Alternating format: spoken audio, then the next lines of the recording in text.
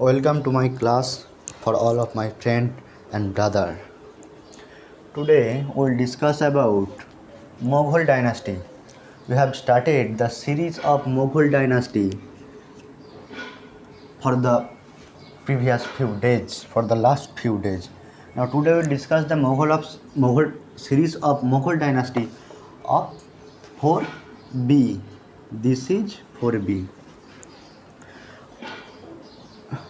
We have discussed about Jahangir and the past life story of Jahangir. Now we will discuss about Nurjahan Chakra. দেখো Nurjahan Chakra was initiated by Nurjahan, the wife of Jahangir. এটা আমরা আগের ক্লাসেই একটু বলেছিলাম, তো এখন আমরা আরও ডিটেলসে আলোচনা করব। তো এই নূরজাহান চক্রের প্রথম কে ছিল, মানে অ্যাকচুয়ালি প্রেসিডেন্ট বলা চলে বা প্রাইম মিনিস্টার।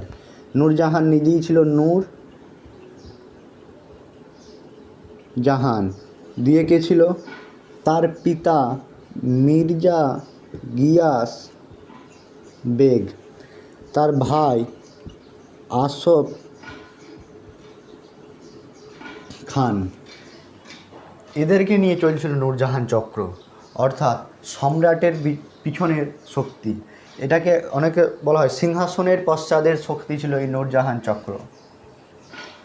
নূরজাহান থেকে কতগুলো কোশ্চেন আসে, খুব ইম্পর্টেন্ট কোশ্চেন, আমি আগের ক্লাসেও বলেছি। The meaning of Nurjahan, light is the light off world, question 1। 2 আসবে যে নূরজাহানের নামে সেই সময় রয়্যাল ফরমান জারি হতো, এবং এই নূরজাহান ছিল একমাত্র মোগল রানী যার ছবি তখনকারের মুদ্রাতেও ছিল। The Nur Jahan was the only king whose picture was constructed in coin.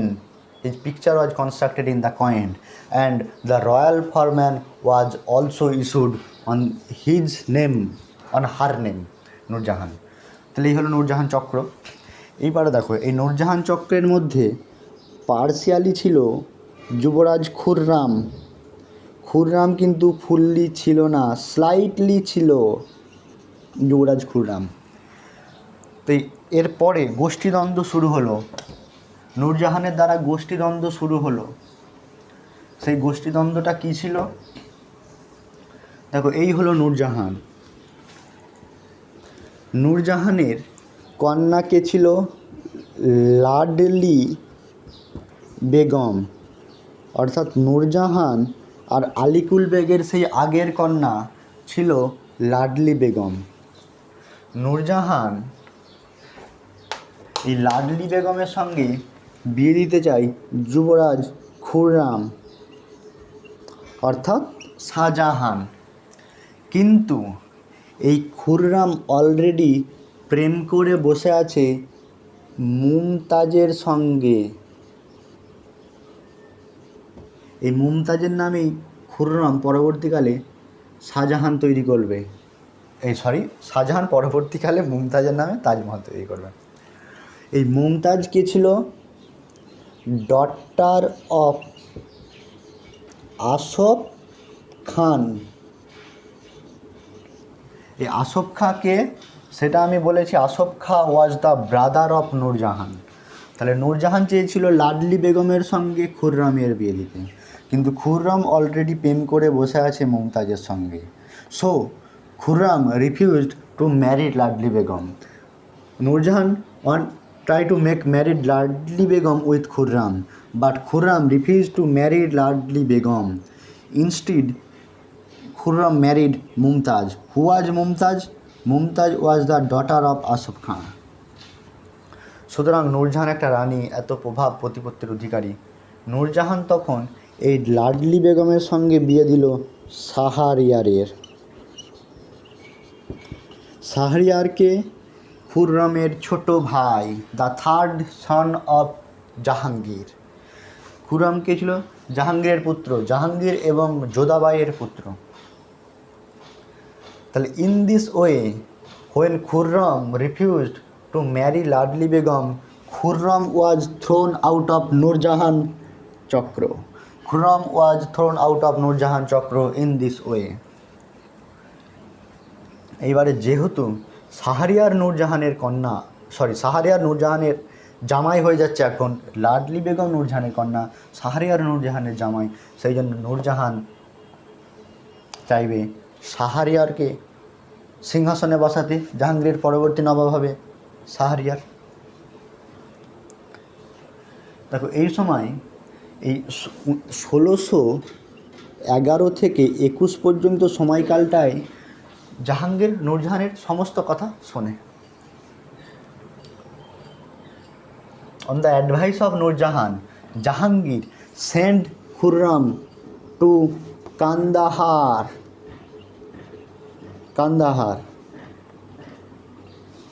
নূরজাহানের পরামর্শে জাহাঙ্গীর তার পুত্র খুররামকে কান্দাহারে পাঠায় সেখানে বিদ্রোহ দমন করতে। খুররাম সেটা বুঝতে পেরেছিল যে খুররাম যদি চলে যায় নূরজাহান কিছু না কিছু একটা করবে, তবুও পিতার আদেশ পালন করতে খুররাম কান্দাহার গিয়েছিল। সেখানে সাকসেসফুলি খুররাম বিদ্রোহ দমন করেছিল। আর এই জন্যে যেহেতু সে সাকসেসফুলি একটা বিদ্রোহ দমন করেছিল, তখন জাহাঙ্গীর খুররামকে টাইটেল দিয়েছিল শাহজাহান।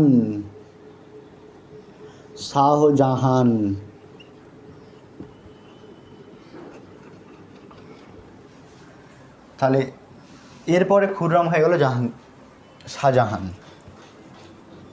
বুঝতে পারলে এই স্লাইডটা সবাই? তো এরপরে দেখো শুধু তাই নয়, জাহাঙ্গীরের যখন 1627 সালে মৃত্যু ঘটে, তখন শাহজাহান ছিল দক্ষিণ ভারতে আর উত্তর ভারতের সিংহাসন ফাঁকা। তাই নূরজাহান তড়িঘড়ি করে তার জামাই শাহরিয়ারকে সিংহাসনে বসাতে উদ্ধত হয়, চেষ্টা করে। সেই খবর শাহজাহান পেয়েছিল দক্ষিণ ভারতে থাকা অবস্থায়। কার দ্বারা শাহজাহান এই খবর পেয়েছিল যে নূরজাহান শাহরিয়ারকে উত্তর ভারতে অর্থাৎ দিল্লির সিংহাসনে বসাতে চাইছে। আসফ খাঁ, এই আসফ খাঁ ফাদার অফ মুমতাজ, এই আসফ খাঁর থ্রু দিয়ে শাহজাহান খবর পেয়েছিল। And with the help of Asaf Khan Shah Jahan win the throne of Delhi. এই আসফ খাঁর সাহায্য নিয়ে with a large army Shah Jahan came to north Bengal from দক্ষিণ Bharat and win the throne of Delhi. দিল্লির সিংহাসন দখল করেছিল। এবং সেই সময় শাহজাহান যে পথের কাঁটা শাহরিয়ার তাকে খুন করেছিল, হত্যা করেছিল। তাহলে এইভাবে শাহজাহান সিংহাসনে বসে গেল। তাহলে এই হলো নূরজাহান চক্রের হিস্ট্রিটা বললাম। আর একটা কোশ্চেন এখান থেকে আসবে যে, এটা আমার আগের স্লাইডই বলা উচিত ছিল হয়তো, যে জাহাঙ্গীর তো মদ্যপান করতো। এই মদ্যপানের এই যে জাহাঙ্গীরের এই কাহিনী, এইগুলো কোথা থেকে জানা যায়? বা জাহাঙ্গীরের বায়োগ্রাফির নাম কী ছিল? জাহাঙ্গীরের বায়োগ্রাফি ছিল Tuzuk e Jahangiri. Jahangir started himself the writing of Tuzuk e Jahangiri. Jahangir নিজেই লেখা শুরু করেছিল, কিন্তু কমপ্লিট হওয়ার আগেই জাহাঙ্গীর মৃত্যুবরণ করেছিল। আর তিনি যে মদ্যপান করতেন সেই কাহিনী কিন্তু এই তুজুকে জাহাঙ্গীরিতেই লেখা আছে। এরপরে এতক্ষণ তো আমরা জাহাঙ্গীরই পড়েছিলাম, তার মধ্যে তার পুত্রের কাহিনী, এইসব কাহিনীগুলো পড়েছিলাম।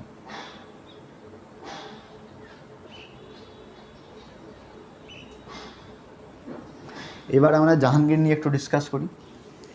জাহাঙ্গীরের সাম্রাজ্য বিস্তার সে কী করেছিল? নিশ্চয় সিংহাসনে বসে সাম্রাজ্য বিস্তার না করে শুধু প্রেম আর বিয়ে এইসবই করে গেছে। এটা কখনো হওয়ার সম্ভব না। সেই সময় দেখো আকবরের সময়কাল থেকেই মেবারের বিরুদ্ধে আকবর যুদ্ধ চালিয়ে যাচ্ছিল, কিন্তু মেবার আকবর দখল করতে পারেনি। এই জাহাঙ্গীরের আমলেতেই মেবার মোগলদের বশ্যতা স্বীকার করেছিল। সেই সময় জাহাঙ্গীরের সঙ্গে যুদ্ধ হয় মেবারের সম্রাট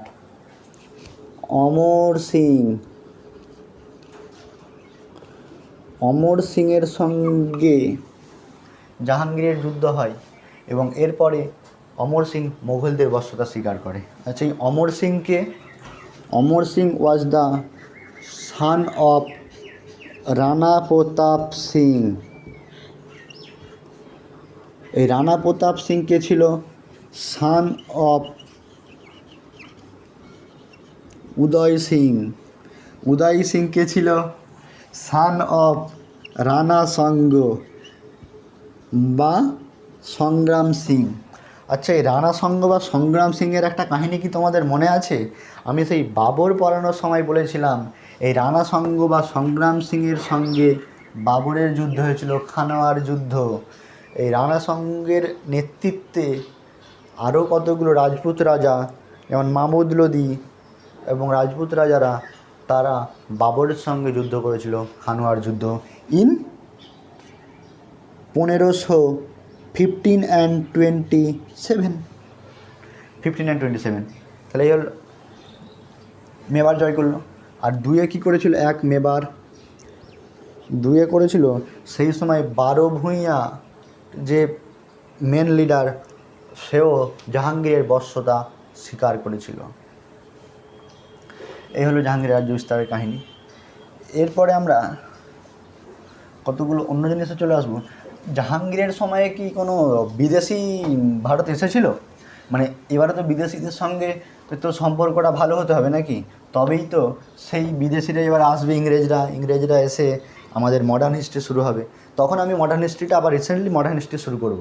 তো এই জাহাঙ্গীরের আমল থেকেই কিন্তু ইংরেজ এবং পর্তুগিজরা অর্থাৎ ইউরোপিয়ানরা ভারতে আসা শুরু করে। তো পর্তুগিজ, এই সময় পর্তুগিজদের সঙ্গে জাহাঙ্গীরের সম্পর্ক ভালোই ছিল এবং with the permission of Jahangir পর্তুগিজরা এ সময় বাংলায় বিভিন্ন গির্জা এবং বাণিজ্য করত, বিভিন্ন গির্জা এস্টাবলিশ করেছিল এবং বাণিজ্য করত। কিন্তু 1613 নাগাদ এই পর্তুগিজরা অন্যায়ভাবে কতগুলো মোঘল জাহাজকে লুটপাট করে। সেই জন্য জাহাঙ্গীর তখন পর্তুগিজদের সেই সব যেসব ফ্যাসিলিটিগুলো দিয়েছিল সেই ফ্যাসিলিটিগুলো কেড়ে নিয়েছিল। পর্তুগিজ হলো এবারে ব্রিটিশ। এই ব্রিটিশরাই তো মেন। দেখো, জাহাঙ্গীরের আমলে 1608 খ্রিস্টাব্দে ক্যাপ্টেন হকিন্স ভারত এসেছিল। এসে ভারতে ইংরেজদের তরফ থেকে জেমস ওয়ানের কিং, সেই সময় ব্রিটিশ কিং জেমস ওয়ান, প্রথম জেমসের সুপারিশক্রমে ক্যাপ্টেন হকিন্স 1608 খ্রিস্টাব্দে জাহাঙ্গীরের দরবারে এসেছিল বাণিজ্য করার অনুমতি নিতে। তারপরে 1615-তে টমাস রো এসেছিল জাহাঙ্গীরের দরবারে, সেও জেমস ওয়ানের সুপারিশক্রমে। এই দুটো কোশ্চেন খুব ভেরি ইম্পর্টেন্ট। প্রথম কোশ্চেন হলো যে জাহাঙ্গীরের দরবারে কোন ব্রিটিশ এসেছিল?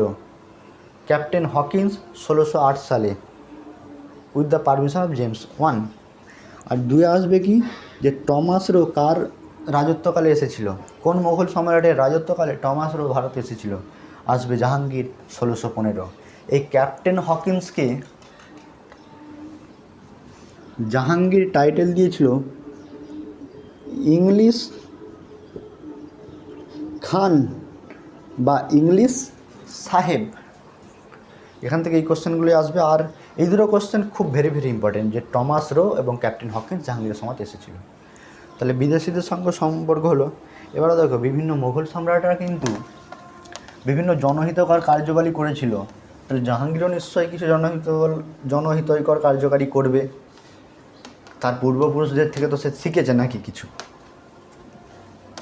এবার আমরা আসবো জনহিতকর কার্যাবলী। দেখো, এই সময় জাহাঙ্গীর কী করেছিল যে বিভিন্ন বাণিজ্য ট্যাক্স এবং নদীপথে পণ্য পরিবহনের জন্য বিভিন্ন যে ট্যাক্সগুলো, সেই ট্যাক্সগুলোকে অ্যাবলিশ করেছিল, ট্যাক্সগুলোকে বন্ধ করেছিল। অ্যাবলিশ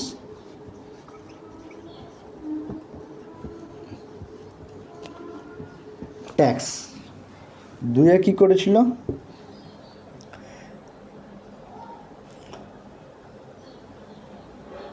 পশু হত্যা বন্ধ করেছিল। এ সময় সপ্তাহের কতগুলো বিশেষ দিনে জাহাঙ্গীর পশু হত্যা বন্ধ করার নির্দেশ দিয়েছিল। দুটো বিশেষ দিন ছিল, একটা ছিল টুইসডে আর একটা ছিল সানডে। টুইসডে এবং সানডে পশু হত্যা নিষিদ্ধ করেছিল। আর তিনে যেটা মোস্ট ইম্পর্টেন্টটা তো লাস্টে বলতে হয়, তবে তো ইন্টারেস্টটা লোকের থাকবে নাকি। যখন আমরা কোথায় যাই তো হয়তো কোনো অর্কেস্ট্রা, যাত্রা, সিনেমা, ভালো জিনিসটা সবার লাস্টে দেয়, তাই এটা সবচেয়ে ভালো জিনিস। এটাই কোশ্চেন আসবে পরীক্ষায়, ভেরি ইম্পর্টেন্ট কোশ্চেন। কি? Chain of justice, chain of justice. সেই সময় জাহাঙ্গীর মোগল রাজদরবার থেকে একটা লম্বা শিকল জনগণ পর্যন্ত টাঙিয়ে দিয়েছিল, যার ফলে যখন জনগণ কোনো বিচারের জন্য আশা করত, তখন সরকার অর্থাৎ এই জাহাঙ্গীরের দৃষ্টি আকর্ষণের জন্য সেই চেনকে নাড়া দিত এবং জাহাঙ্গীরের দৃষ্টি আকর্ষণ করত। তখন জাহাঙ্গীর এসে নিজে বিচার দিত। তারা নক করতো সেই শিকলটাকে নাড়িয়ে, জাহাঙ্গীরকে নক করতো যে that we have needed A justice not only for man but also, কারা ছিল? জন্তু জানোয়াররাও কিন্তু এই চেনের কাছে এসে বিচার চাইতো জাহাঙ্গীরের কাছে। আমি জানি না যে জন্তু জানোয়াররা কীভাবে এই চেন নাড়িয়ে কীভাবে বিচার চাইতো জাহাঙ্গীরের কাছে, কিন্তু তোমরা ইন্টারনেটে দেখবে যে অনেক ছবি আছে যেখানে জন্তু জানোয়াররাও জাহাঙ্গীরের পায়ের কাছে এসে বিচার চাইছে। তাহলে this is all about the class of Jahangir. Jahangir আমাদের শেষ হলো। মোগল ডাইনাস্টি 4B ক্লাস ছিল এটা। যদি ক্লাসটা ভালো লাগে তোমরা একটা লাইক করবে, সাবস্ক্রাইব করবে, এবং তোমরা you can also give a dislike, because dislike and like both are acceptable to me. Like করতে পারো বা ডিসলাইক করতে পারো, both are acceptable to me. কারণ এই তোমাদের এই লাইক রিভিউ দেখে আমি আমার ক্লাসটাকে আরও ডেভেলপ করতে পারবো। আমি তোমাদের থেকে একটা রিভিউ চাই। আর আমি যে পড়াই, তোমরা আমাকে দাদা বা বন্ধু হিসেবে ভাববে। I am not your teacher, I am your দাদা অ্যান্ড ইয়োর ফ্রেন্ড। যদি কোনো প্রবলেম হয় ক্লাস সংক্রান্ত, তোমরা আমাকে ফেসবুকে মেসেজ করতে পারো, মেসেঞ্জারে কমেন্টে লিখে জানাবে। ওকে, এর পরের ক্লাস নিয়ে আসবো আমরা শাহজাহান। ওকে, সবাই ভালো করে পড়াশোনা করো। বাই।